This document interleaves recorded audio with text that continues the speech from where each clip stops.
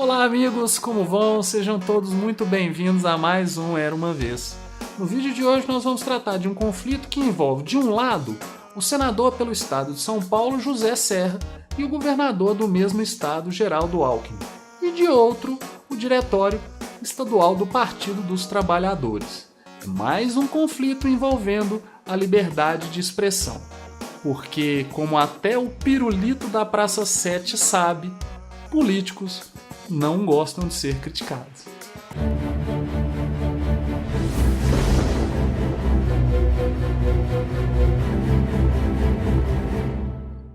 Do ponto de vista fático, o caso não tem maiores complicações. O que acontece é que o Partido dos Trabalhadores, o Diretório Estadual, em sua página na internet, publicou algumas charges. E dentre essas várias charges do Latuf e do Bira Dantas foram entendidas como ofensivas e que teriam atingido os direitos da personalidade tanto do Serra quanto do Alckmin. Que direitos da personalidade seriam esses? Direito à honra, direito à imagem, que teriam sido atingidos por essas charges.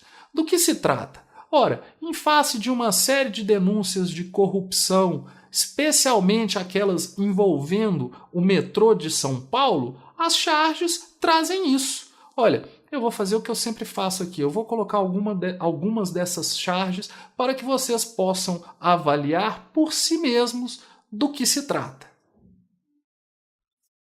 Em face desse material, José Serra e Geraldo Alckmin propuseram a ação indenizatória, ou seja, não se trata de ação penal, não se trata de crime contra a honra, se trata de indenização. Então propuseram uma ação que foi distribuída para a 9ª Vara Civil da Comarca de São Paulo, em que eles pediam que o PT fosse condenado a indenizá-los e também que o PT fosse condenado a retirar essas charges do ar. Pediram isso liminarmente, não conseguiram. Em primeira instância, a sentença foi, para aqueles que se sentem ligados ou que gostam da proteção à liberdade de expressão, foi uma sentença maravilhosa. Primeiro, o juiz entendeu exatamente o que estava em discussão e pontuou. Se trata de um conflito entre a liberdade de expressão e alguns direitos da personalidade. Perfeito. Após ter determinado o que exatamente estava em jogo, o magistrado, partindo do artigo 220 da Constituição Federal, entendeu que esse artigo teria eficácia plena e que a legislação infraconstitucional, as leis ordinárias que eventualmente viessem a limitar o que estivesse previsto no artigo 220, seriam inconstitucionais. Então, se o artigo 220, que trata da comunicação social, não disse que a empresa ou o órgão de imprensa devesse ser responsável pelo material que publica, a lei ordinária não poderia fazê-lo. No entendimento do magistrado, o que caberia, no caso, ao Partido dos Trabalhadores, seria identificar os autores. O fato de a Constituição garantir a liberdade de expressão e vedar o anonimato resultaria no dever do órgão de imprensa de deixar público o autor das manifestações. Esta seria a responsabilidade no caso do PT. E na medida em que as charges têm a sua autoria identificada, as charges do Latuf e as charges do Bira Dantas, uma vez identificadas, o órgão, o Partido dos Trabalhadores, não deveria ser responsabilizado. Com base nesse entendimento, vou reorganizar. O artigo 220 teria aplicação direta. Leis que trouxessem responsabilidade não prevista naquele dispositivo seriam inconstitucionais. Portanto, no entendimento do magistrado, não seria possível responsabilizar o PT por charges assinadas por seus autores, que no caso, se houvesse ilícito, deveriam ser eles os responsabilizados. Então, com base nisso, a ação foi julgada improcedente. Como seria de se esperar, os autores recorreram ao Tribunal de Justiça do Estado de São Paulo.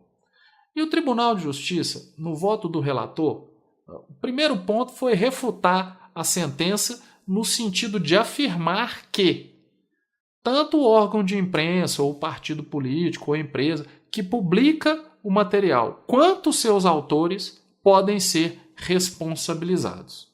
Segundo o entendimento majoritário, e que é o do STJ, a veiculação do material é um ato ilícito por si só.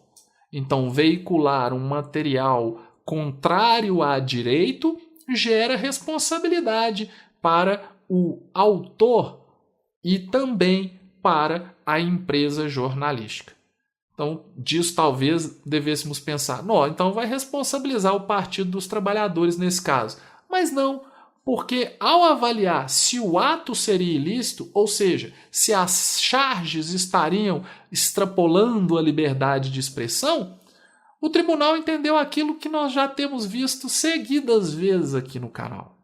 Em se tratando de políticos, o direito à imagem e o direito à honra não se sobrepõe à crítica que se refira a atos de administração, a crítica que se refira a atos de governo e, eventualmente, se o sujeito está sendo acusado de corrupção, uma crítica que se dê nesse sentido, não tem nada de errado. Vejam, a charge não está falando da vida pessoal do Alckmin, não está falando da vida pessoal do Serra, está falando daquilo que se refere à vida política deles. E isso, em relação a políticos, é legítimo, é lícito. Criticar políticos não é algo que se restringe assim como a crítica a uma pessoa normal. Uma coisa é você fazer uma charge ao seu vizinho de prédio e colocar alguma coisa no elevador do prédio ironizando a pessoa. Outra é criticar um político que se apresenta perante a população como sendo alguém dotado de qualidades e de condições de governar o Estado. Esta pessoa tem que poder ser criticada. Políticos não gostam de crítica, mas esse é um direito dos cidadãos. E as charges do Bira Dantas e do Latuf podem ser criticadas, sim, sob o ponto de vista da crítica da charge, da crítica da piada. Latuf eu até que gosto. Bira Dantas eu não acho graça nenhuma. Nenhuma. Mas isso não tem nada a ver com o direito do sujeito de fazer as charges dele e do Partido dos Trabalhadores de divulgá-las. É isso, pessoal. Então, o acórdão do tribunal manteve a decisão da sentença, entendendo que o pedido do José Serra e do Geraldo Alckmin não teria sustentação no direito brasileiro. Mais uma vitória para a liberdade de expressão no Tribunal de Justiça de São Paulo. É isso, amigos. Agradeço a quem tem me acompanhado até aqui. Espero encontrá-los em um próximo vídeo aqui no canal. Um abraço e até lá.